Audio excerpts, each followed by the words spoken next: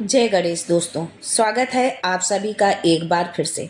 गणपति बप्पा आप और आपके परिवार पर अपनी कृपा दृष्टि सदा सर्वदा बनाए रखें। दोस्तों, यदि आप अपने जीवन में सुख समृद्धि चाहते हैं, धन वैभव चाहते हैं, जीवन के हर क्षेत्र में सफलता पाना चाहते हैं, व्यापार में तरक्की चाहते हैं, नौकरी में प्रमोशन चाहते हैं, अपने बच्चों का भविष्य उज्जवल बनाना चाहते हैं, तो आप बिल्कुल सही चैनल पर आए हैं। यदि आप पहली बार हमारे इस चैनल पर आए हैं तो चैनल को सब्सक्राइब करके बेल आइकन जरूर दबाइएगा।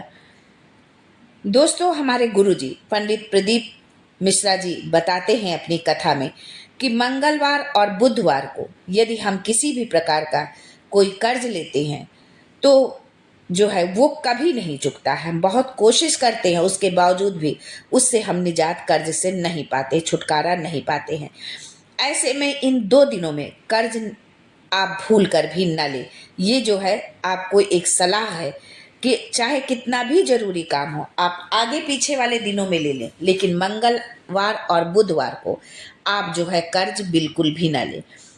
यदि आपने कर्ज लिया हुआ है और बहुत कोशिशों के बावजूद आपका कर्ज नहीं जो है उतर रहा है, तो ऋण से मुक्ति पाने के लिए मंगलवार को भगवान शिव को मसूर की दाल आप चढ़ाइए उनको, और मसूर की दाल चढ़ाते हुए जो है ऋण मुक्तेश्वर महादेव का मंत्र का जाप करिए कि ओम ऋण मुक्तेश्वर महादेवाय नमः। इस मंत्र का आप जो है जाप करिए और शंकर जी को जो है शिवलिंग पर जो है मसूर की दाल अर्पित करिए। इससे जो है आपको कर्ज में मुक्ति जो है शीघ्र मिल जाएगी। गुरु जी बताते हैं कि कई बार ऐसा होता है कि एक दुख से हमें छुटकारा मिलता है और दूसरा दुख खड़ा हो जाता है। एक समस्या से मुक्ति मिलती नहीं है कि दूसरी सामने आ जाती है।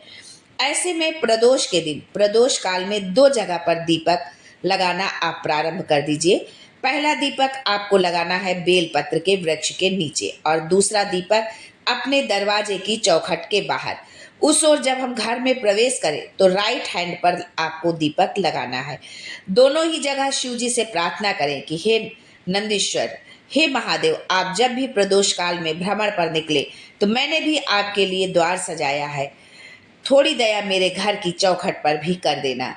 अपने संकटों से मुक्ति के लिए जो है भोले बाबा से जो है प्रार्थना करना कि आपके जीवन के संकटों को वो दूर करें। इस तरह से आपको 2 जगह पर आपको दीपक जलाना है। अगला उपाय गुरुजी ने बताया कि किसी भी सोमवार को यानी सोमवार की अष्टमी पर और शिवरात्रि पर यदि आप बहुत गंभीर बीमारी से परेशान हैं तो इन दिनों पर गंभीर बीमारी से मुक्ति पाने के लिए आपको शमी के फूल को नीलकंठेश्वर महादेव का नाम लेकर शिवलिंग पर आपको अर्पित करना चाहिए। इसके अलावा गाय का घी अर्पित कर दे, 5 कमलगट्टे और 5 बेलपत्र तांबे के लोटे में जल भर करके रख लें। सीधे हाथ में उस लोटे को रखें और श्री शिवाय नमस्तुभ्यम इस मंत्र का 5 बार स्मरण करके लोटे को माथे से लगाकर अपनी तकलीफ को मन में रखकर इस लोटे को अपने गांव नगर आदि से दूर एकांत में जहां पर शिव मंदिर हो या किसी वृक्ष के नीचे शिवलिंग हो वहां पर उस शिवलिंग पर ये जल कमलगट्टे और बेलपत्र सहित अर्पित कर दे। उसमें से एक कमलगट्टे और बेलपत्र को उठाकर अपने घर पर लेकर आ जाइए और उसे पूजा घर में रखकर शिव जी का आप स्मरण करिए।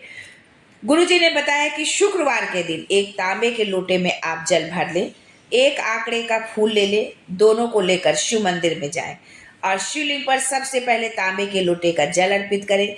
जल अर्पित करते समय श्री शिवाय नमस्तुभ्यम का जाप जरूर करते रहें। इसके बाद आंकड़े के फूल को जलाधारी में अशोक सुंदरी वाले स्थान पर आप उसको जो है अर्पित कर दें। शुक्रवार को समी के पत्ते को पहले शिवलिंग के पास अर्पित करें और फिर उसी समी के पत्ते को उठाकर शिवलिंग के ऊपर श्री शिवाय नमस्तुभ्यम मंत्र बोलते हुए अर्पित कर दे। महाशिवरात्रि के दिन जूही के फूल से भगवान शिव का पूजन करें तो घर से दरिद्रता दूर भाग जाती है। समी वृक्ष के पत्तों तथा चमेली के फूल से शिव जी का पूजन करने पर अपार धन संपदा का आशीष मिलता है। यदि आप आर्थिक संपन्नता नहीं है, आर्थिक रूप से यदि आप परेशान हैं तो आप इस उपाय को जरूर करें। महाशिवरात्रि पर सायंकाल के समय शिव मंदिर में दिया जलाने से धन संबंधी जो है समस्याएं दूर होती हैं, अपार धन संपत्ति तथा ऐश्वर्य की प्राप्ति होती है। दोस्तों, हर महीने शिवरात्रि आती है।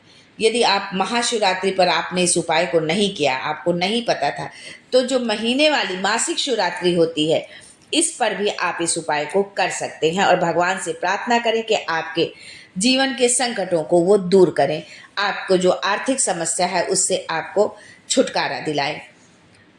दोस्तों, श्रावण का मास तो हम सभी जानते हैं कि भगवान शिव को समर्पित होता है।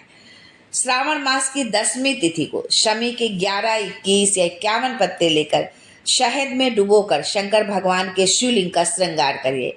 लिंग पुराण के अनुसार जब हम शमी के पत्ते को शहद में डुबोकर शिवलिंग का श्रृंगार करते हैं तो शंकर भगवान हमें कर्ज से मुक्ति दिलाते हैं।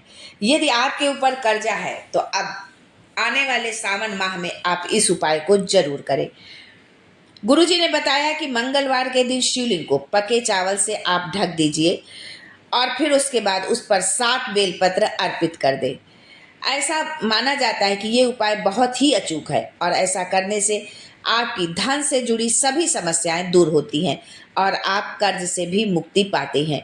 माँ लक्ष्मी की कृपा आप पर हमेशा बनी रहती है। मंगलवार के दिन भगवान शिव को मसूर की दाल का भोग लगाना है और जब आप मसूर की दाल चढ़ाएं तो इस मंत्र का उच्चारण करें कि ओम ऋण मुक्तेश्वर महादेवाय नमः। ऐसा करने से जल्द ही आपको कर्जे से मुक्ति मिलेगी।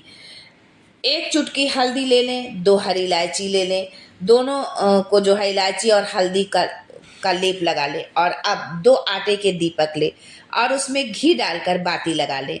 अब पहला दीपक गणेश जी की प्रतिमा या चित्र के सामने ओम गम गणपतिये नमः का जाप करते हुए प्रज्वलित करें। उसमें 1 हरी इलायची भी अर्पित कर दे। इस दौरान गणेश जी से कर्ज मुक्ति की कामना करें।